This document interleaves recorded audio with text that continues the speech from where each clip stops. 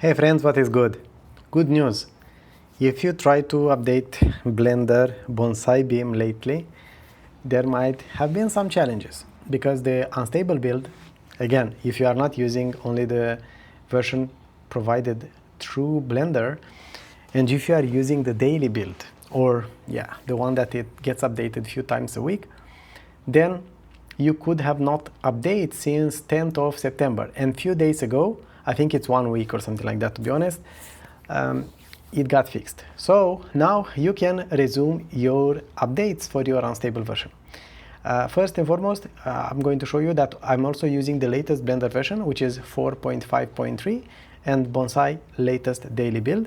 So this is my configuration, and they work pretty well. I don't have any issues with them for handling models and not drawings, but fixing models and checking models. Now let's see what's happening. I go here and we will see that I have this version installed, and this has not been updated since 2 days ago.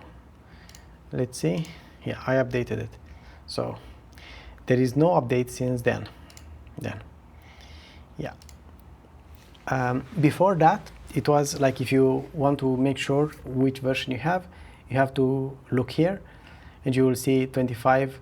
This is the year, the month, and the date. So in this case, you see that it's from October 2nd. If you still have 10th of September, which should be 25/09/10, then you should be able to see the update button and just update it. If you cannot see it, just go here and press on this refresh button, and you should be able to see this update. It should look something like this button, just that instead of install, it's update. All right, so now I'd love to hear from you. Are you using actually the unstable version, or do you default to the existing one, which is the one as the extension from Blender? Let's say if we search for Bonsai, you will see that this is the version, right?